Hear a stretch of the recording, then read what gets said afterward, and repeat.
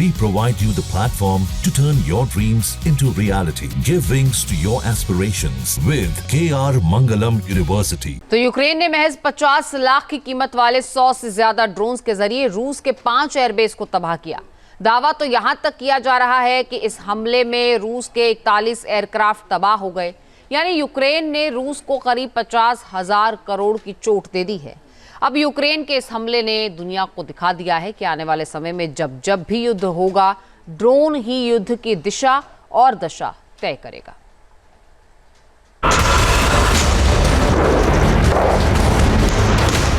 Ukraine ने 3 साल से चल रहे युद्ध में रूस पर सबसे घातक हमला बोला। इस हमले में रूस के करीब 50,000 करोड़ रुपए स्वाहा हो गए। रविवार को किसी हॉलीवुड मूवी की तरह पहले से ही टारगेट के पास खड़े ट्रकों से ड्रोन निकले और रूस के 5 अलग अलग एयरबेस की तरफ उड़ान भरने लगे। ट्रकों से निकले इन्हीं स्वॉर्म ड्रोन यानी ड्रोन के झुंडों ने रूस के बड़े और महत्वपूर्ण एयरबेस को दहला दिया। ये हमले यूक्रेनी सीमा से 4000 किलोमीटर दूर तक हुए। यूक्रेन ने ऑपरेशन स्पाइडर वेव के तहत 117 FPV ड्रोन से रूस के 5 एयरबेस को निशाना बनाया और 41 विमानों को मिट्टी में मिला दिया। यूक्रेन ने जिन ड्रोन्स का इस्तेमाल किया उनकी कीमत महज 50 लाख रुपए थी, लेकिन इन्होंने रूस के करीब 50,000 करोड़ की कीमत वाले बम वर्षक विमानों को इतिहास बना दिया।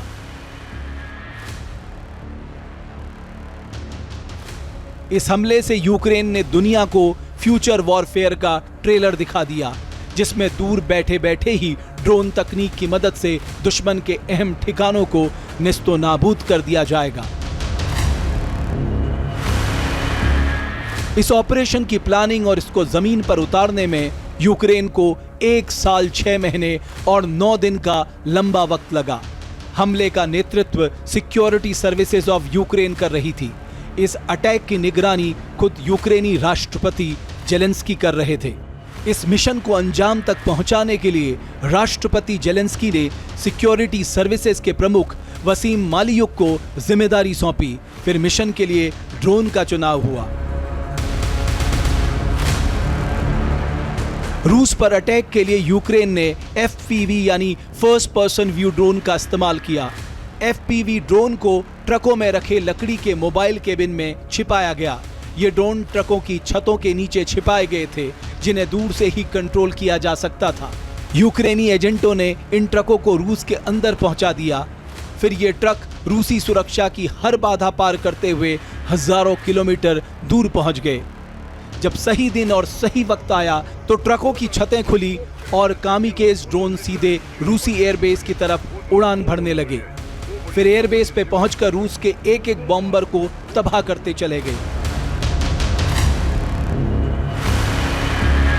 यूक्रेन का दावा है कि 5 एयरबेस पर खड़े करीब $7 अरब के रूसी विमानों को नुकसान पहुंचा।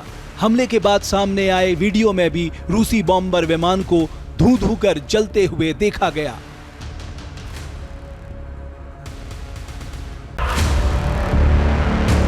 रूस के सैनिकों ने अमूर में FPV ड्रोन से भरे एक ट्रक के अंदर घुसने की कोशिश की तो ट्रक में जबरदस्त विस्फोट हो गया और पूरा ट्रक धमाके के आग के शोलों में तब्दील हो गया।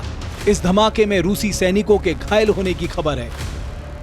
यूक्रेन ने ड्रोन से भरे ट्रक कंटेनर अलग अलग एयरबेस और सैन्य ठिकानों पर भेजे थे, जहां इनके जरिए ड्रोन हमले को अंजाम दिया गया।